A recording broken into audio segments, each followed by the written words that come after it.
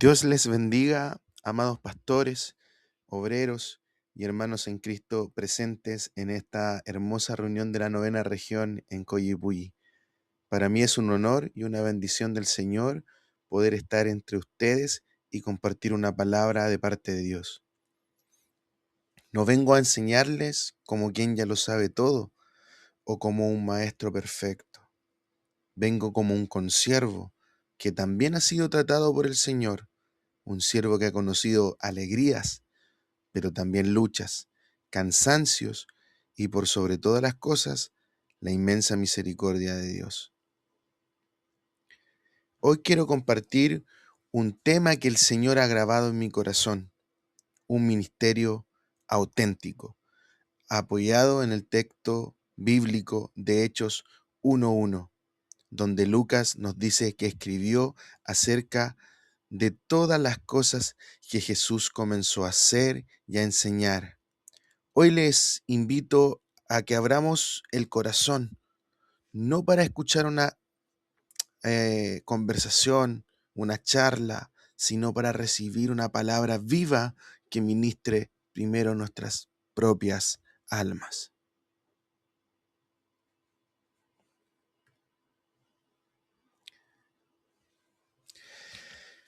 El propósito de esta predicación es que podamos reflexionar sobre la autenticidad del ministerio, examinar nuestras vidas delante de Dios, fortalecer el carácter, la familia y el llamado pastoral, inspirar a pastores, obreros, a servir con integridad. Y quiero terminar con esta frase: el ministerio auténtico no se sostiene solamente por lo que predicamos, sino por lo que somos. Antes de desarrollar el tema, quiero invitarles a que inclinemos nuestro rostro y hagamos juntos la oración que ustedes tienen al inicio de sus cuadernos de apuntes. Señor Jesús, habla primero a mi corazón, renueva mi llamado, limpia mis motivaciones y ayúdame a servirte con una vida sincera, coherente y fiel. Amén. Amados hermanos, el propósito de esta enseñanza no es venir a juzgar el trabajo de nadie, sino a reflexionar sobre la autenticidad de nuestro ministerio.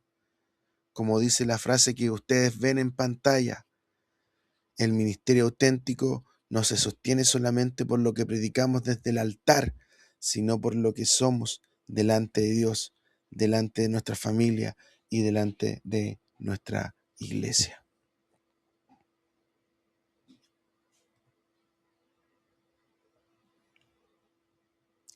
Leamos juntos en nuestras Biblias y en sus cuadernos de apunte el texto base en Hechos capítulo 1, versículo 1, en el nombre del Señor. En el primer tratado, oh Teófilo, hablé acerca de todas las cosas que Jesús comenzó a hacer y a enseñar. Quiero que prestemos atenta observación al orden divino que estableció el Señor Jesús. Dice que comenzó a hacer y a enseñar. Jesús no empezó enseñando teoría para luego aplicarla. Primero hizo, después enseñó. Primero vivió y encarnó el mensaje y luego habló.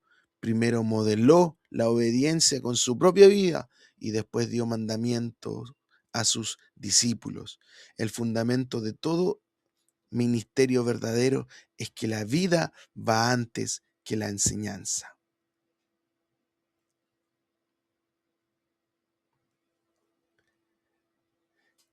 Cuando hablamos de autenticidad ministerial, hermanos, no estamos hablando de perfección. Ninguno de los que estamos aquí es perfecto. Hablamos de una vida sincera delante del Señor, una vida donde no hay doble fachada, una vida donde el mensaje del púlpito y la realidad del hogar no se contradicen. Em, Quiero que observen en su hoja de apuntes la frase central que dice así: el ministerio auténtico no comienza en lo que digo delante de la gente, sino en lo que soy delante de Dios. Amén. Y ahí, ¿qué nos enseña esa frase? ¿Qué nos recuerda? Que la congregación escucha con atención, ¿verdad? Nuestros sermones, pero la gente y nuestra familia observan continuamente nuestra vida cotidiana. Nos ven nuestro diario vivir.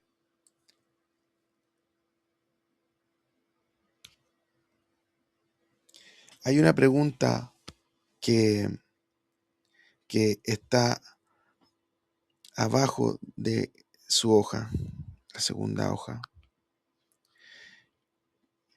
Antes de entrar a las 4 enseñanzas principales, quiero hacerles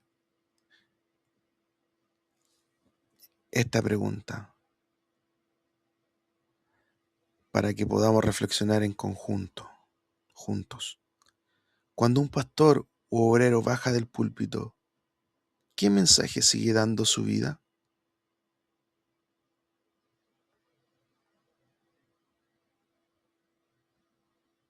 Pastor, su carácter y su humildad. Usted, pastor, su trato con la gente y la familia. Pastor, su forma de reaccionar ante los problemas y críticas. Bien. Pastor, su testimonio fuera del templo y en la calle. Amén. Así es, amados pastores, consiervos. Todo eso demuestra que el ministerio no se termina cuando se apaga el micrófono. Muchas veces el verdadero ministerio empieza ahí, al bajar del altar, cuando estamos en la casa, en una visita pastoral, frente a una dificultad, cuando tenemos algún problema. Bien, pasemos a la primera enseñanza, a la enseñanza 1.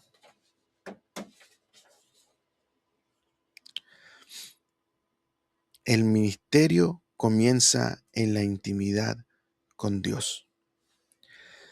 Leamos Marcos 13:14. Y estableció a 12 para que estuviesen con él y para enviarlos a predicar. Miren el orden de este versículo. Jesús los llamó primero para que estuviesen con él y luego para enviarlos a predicar. Antes de la misión está la comunión, antes del sermón público, ¿verdad? De la predicación, está la presencia secreta de Cristo. Uno de los riesgos más sutiles del ministerio pastoral es ocuparnos tanto en trabajar para Dios que dejamos de estar con Dios. Podemos visitar enfermos, organizar eventos, predicar y solucionar conflictos de la iglesia, pero si descuidamos el altar secreto, nuestro lugar secreto, por dentro nos vamos secando espiritualmente. Tenemos que tener esa comunión, ¿verdad?, con el Señor, con su Espíritu Santo.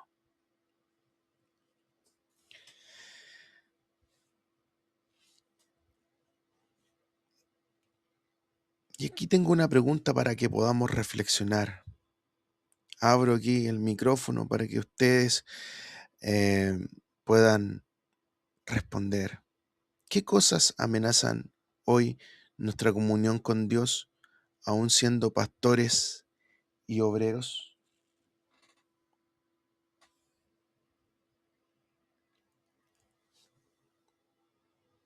Pastor, el agotamiento físico, la falta de tiempo.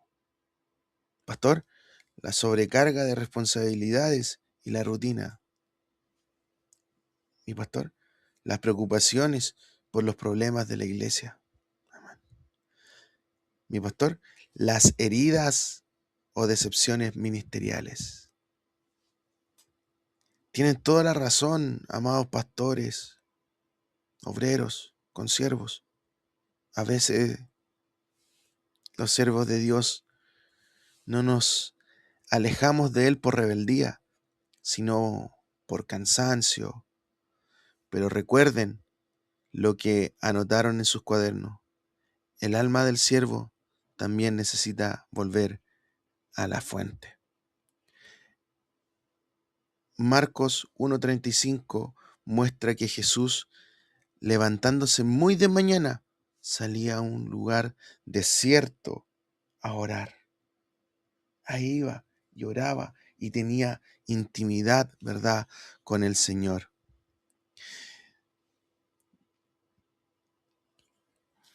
En mis propios años de servicio al Señor, en Filipenses, en nuestra IPA Filipense, Prauchahue, y también en la misión, he comprendido que uno puede estar rodeado de mucha gente, sirviendo a muchos, y aún así tener una necesidad urgente de estar a solas con Dios. Hay momentos de profunda carga donde solo la presencia del Señor en la intimidad nos vuelve a firmar las rodillas para no desmayar. El Señor es el que nos sustenta cuando estamos afligidos, cuando estamos cansados. Él renueva nuestras fuerzas. Pero estando, ¿verdad?, con Él, estando en su presencia, a solas con Él, ahí viene, ¿cierto?, el Espíritu Santo y renueva nuestras fuerzas. El Señor habla a nuestra alma. Y como dice aquí adelante en la pantalla, el alma del siervo también necesita volver a la fuente. Necesitamos volver a la fuente, tomar, ¿verdad?, del Señor. No solamente sumergirnos hasta los tobillos o hasta las rodillas, sino completamente en la presencia del Señor, porque ahí nos sentimos completos. El Señor renueva nuestra alma, renueva nuestra fuerza, ¿verdad? Nos levanta.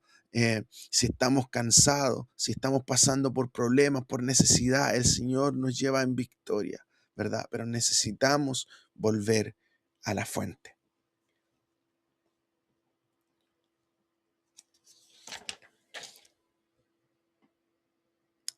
Llegamos a la segunda enseñanza. El carácter sostiene el ministerio.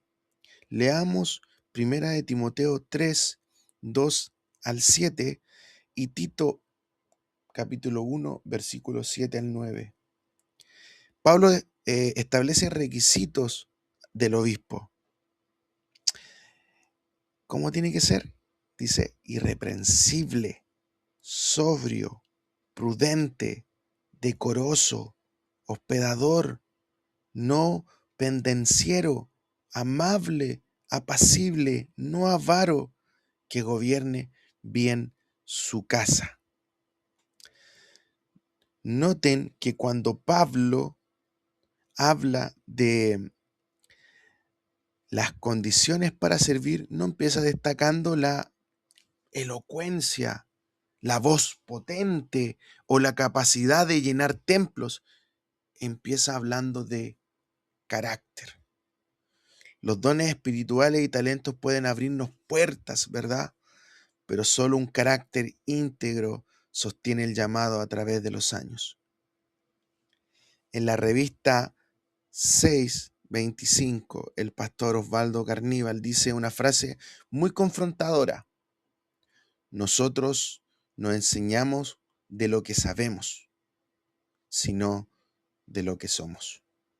La iglesia recibe lo que predicamos, nos escucha, pero también absorbe lo que somos, nuestro carácter.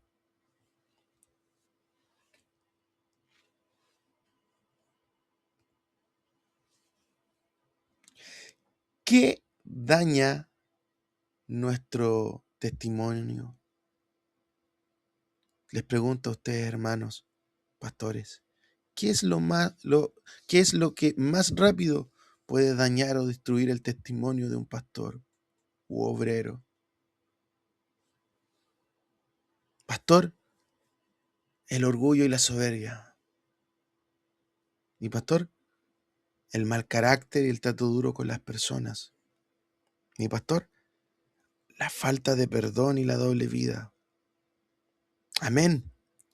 Raras veces un ministerio cae por falta de talento, cae por falta de carácter, por lo que leíamos recién, ¿verdad? En Tito y en Timoteo,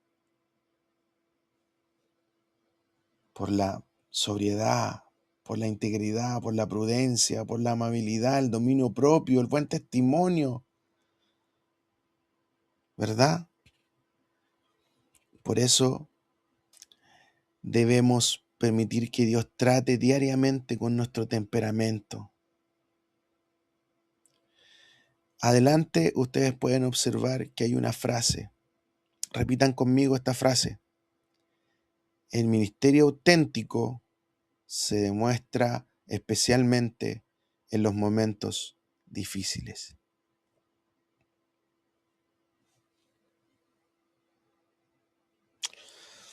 A lo largo de mis años como pastor, el Señor ha tenido que tratar mi carácter. He tenido que aprender a guardar silencio cuando una crítica me dolió, a perdonar cuando fui herido y a entender que el cargo de pastor, diácono, líder, obrero, no nos hace superiores, sino que nos exige vivir más sujetos a la cruz de Cristo.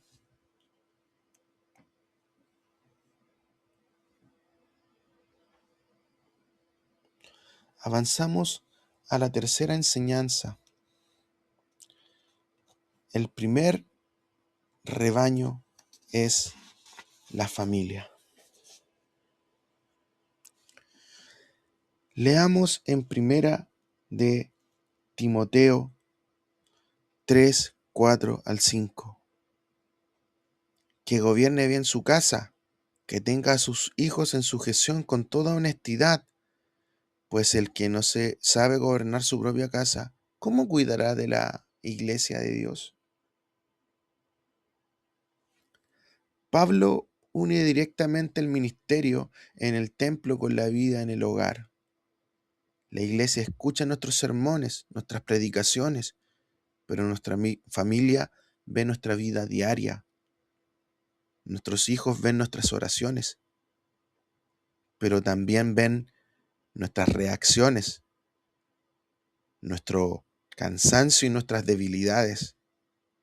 Un ministerio auténtico no descuida su propia casa con el pretexto de cuidar la obra.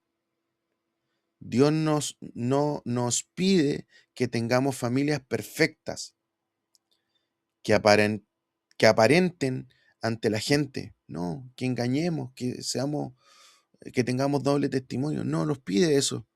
Lo que sí pide que las familias vivan la gracia y el amor de Dios.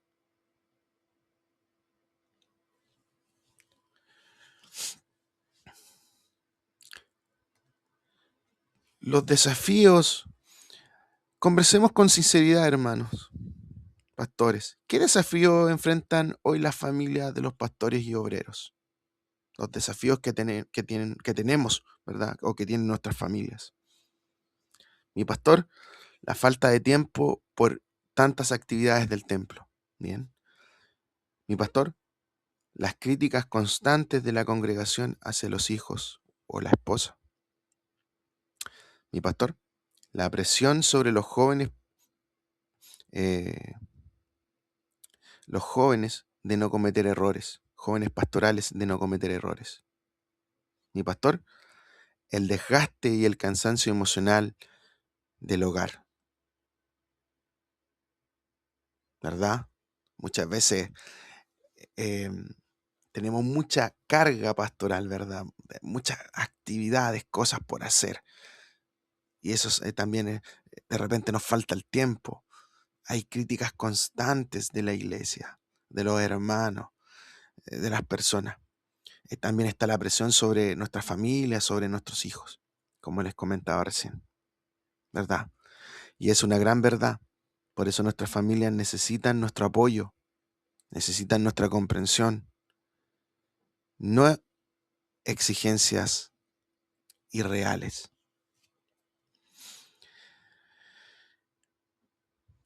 Con mucha humildad delante de Dios quiero compartirles esto. Yo no les hablo porque me crea un padre perfecto, pero sí testifico que Dios ha sido fiel con nuestra casa. Desde que asumí el pastorado en IPA Filipenses tras la partida de mi padre, el pastor Ernesto Vidal, en 2003, mi esposa, la pastora Jimena Urrutia, ha sido mi compañera fiel. Mis hijos, Caleb, Aarón, Gedeón y Belén, han permanecido sirviendo al Señor. Aarón, casado con Yanara. Javier, con Javiera.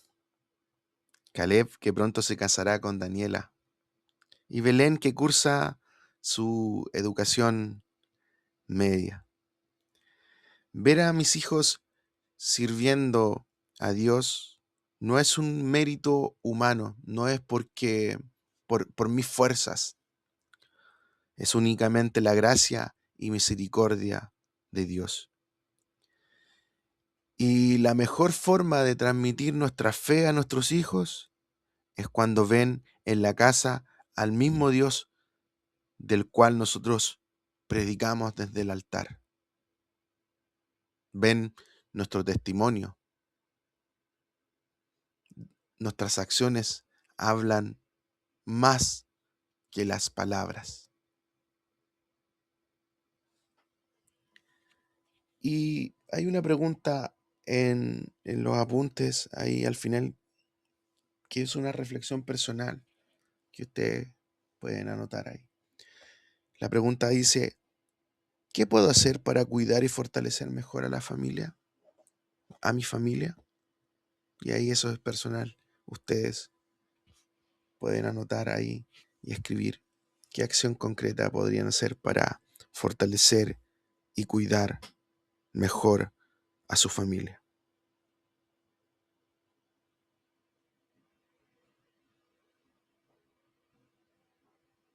Llegamos a la cuarta enseñanza: servir aún cuando queremos renunciar.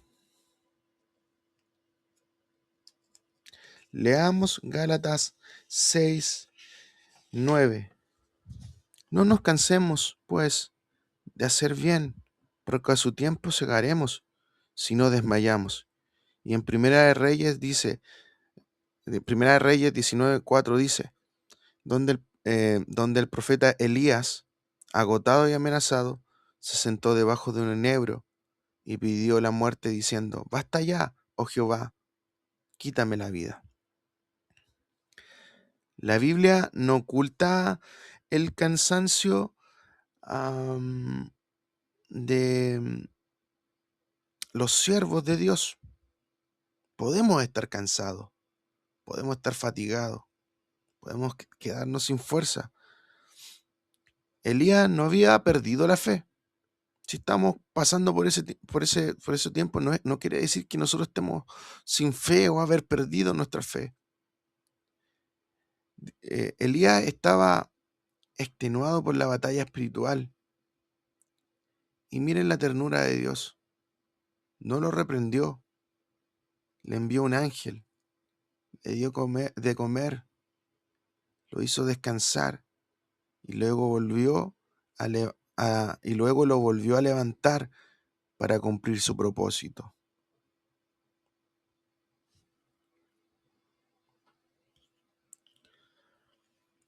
Quiero preguntarles con total honestidad sin necesidad de dar detalles. ¿Cuántos de los presentes han sentido alguna vez el deseo de tirar la toalla o renunciar al ministerio por el cansancio?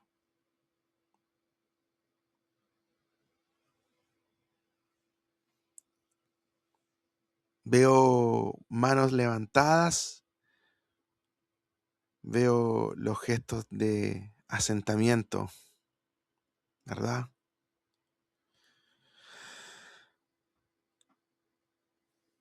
Veo sus miradas y nos damos cuenta de que si usted mira alrededor no estamos solos. Muchos siervos han pasado por el desierto del cansancio, pero Dios sigue siendo fiel para restaurar nuestras fuerzas. Les quiero contar con calma un testimonio que marcó mi vida ministerial. Hubo un tiempo en mi ministerio en que el agotamiento era tan grande que yo estaba decidido a no seguir al frente de la obra.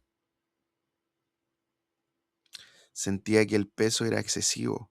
En ese preciso momento de angustia llegó después de el culto en nuestra iglesia un día domingo y llegó a nuestra casa una mujer muy humilde con una guagüita pequeña en sus brazos, pidiendo con urgencia la oración del pastor de la iglesia. Esa persona no era del sector o de la comunidad donde nosotros vivimos y llegó a, a buscar al pastor. Nos llamó profundamente la atención que la guagüita, siendo tan pequeña, comía un trozo de pan. La mamá le daba pan. Oramos por sus vidas, atendimos su necesidad y le entregué un dinero para que pudiera pagar el pasaje de regreso a su hogar.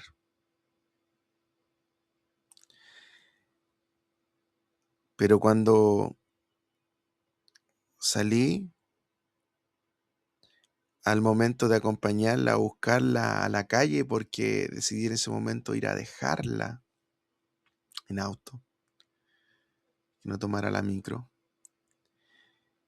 la mujer había desaparecido por completo. Fue muy rápido como ella se fue. Quizá era imposible que hubiera caminado tan rápido. En ese instante, el Espíritu Santo grabó una señal imborrable en mi corazón. Dios usó ese momento para decirme: Antonio, tú quieres dejar el ministerio, pero todavía hay almas necesitadas que requieren cuidado, requieren oración y requieren palabras pastorales, una palabra pastoral, una palabra de amor. Y tú eres el siervo que debe llevarlas. Ese día Dios renovó mi llamado para seguir adelante.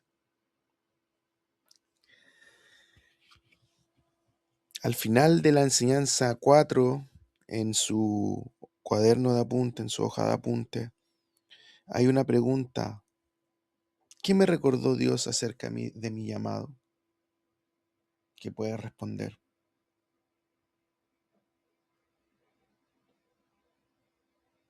¿Quién te recordó Dios hoy? Que no estamos solos. No sé, coloca lo que tú crees que Dios te está recordando o que te ha recordado en este instante.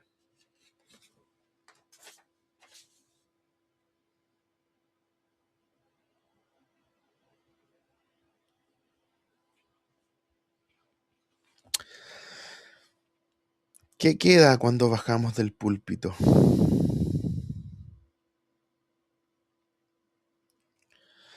Miren la pregunta final o las preguntas finales en sus cuadernos de apunte y acá también proyectada en la pantalla. ¿Qué queda cuando bajamos del púlpito? ¿Queda nuestra vida diaria? ¿Queda nuestro trato con la congregación? ¿Queda la salud espiritual de nuestra familia? ¿Queda nuestro carácter y el testimonio que sembramos en el corazón de la gente? Eso es lo que queda. Hay una frase que dice, que está acá adelante, proyectada en la pantalla. El púlpito, leámoslo en conjunto, el púlpito proclama, pero la vida demuestra. El púlpito proclama, pero la vida demuestra.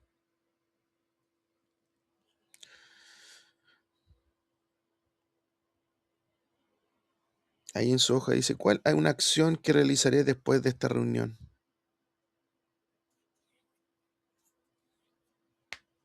Y ahí la puede usted anotar.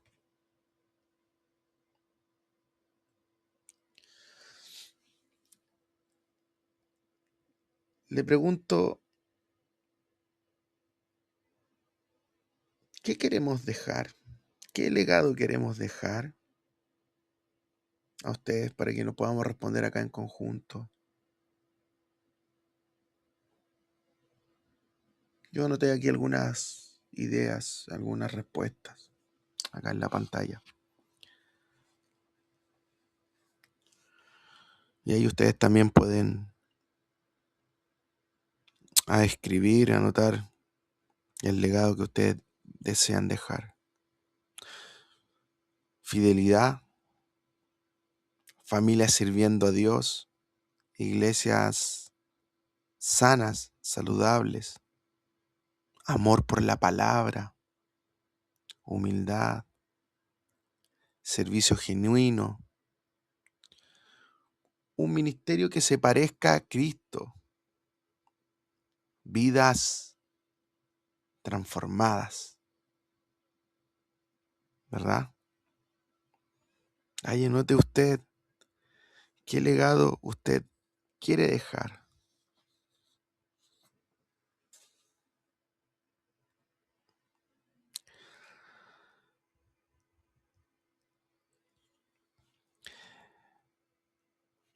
Leamos en Primera de Corintios 11:1. Dice, sed imitadores de mí, así como yo de Cristo. Pablo, ¿verdad?, nos invita a que seamos imitadores de Cristo.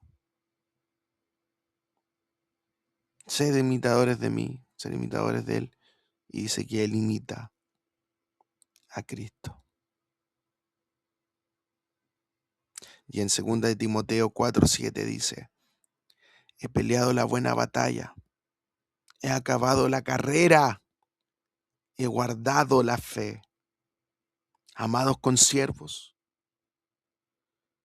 que nuestro legado no dependa de títulos, que no dependa de aplausos,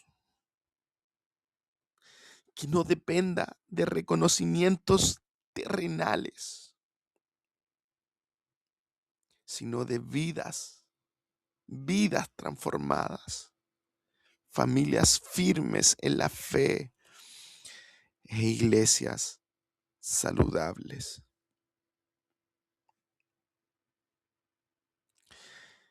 Y quiero que repitamos por última vez esto que está proyectado adelante. El ministerio auténtico no consiste solamente en hablar de Cristo, sino en parecernos a Cristo.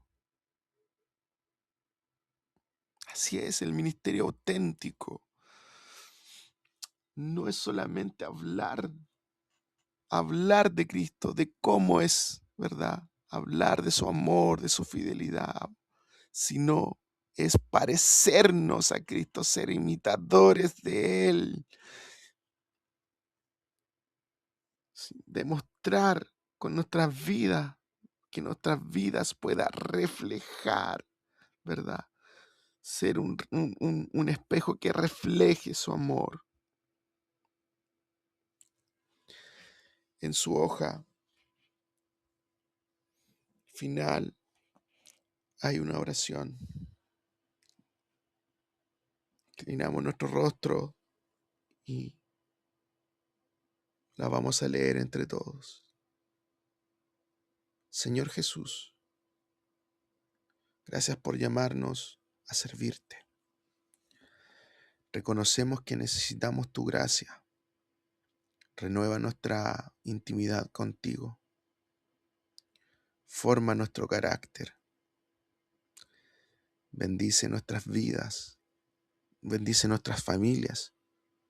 Y sosténnos cuando estemos cansados. Ayúdanos a vivir de tal manera que nuestra vida predique aun cuando no estemos hablando. Que podamos terminar bien la carrera, guardar la fe y dejar un testimonio, Señor, que glorifique tu nombre. Amén y amén. Sí, Señor, que al final de nuestros días podamos terminar bien la carrera. Gloria a Dios. Gracias, pastores, hermanos. Que Dios bendiga su ministerio. Amén.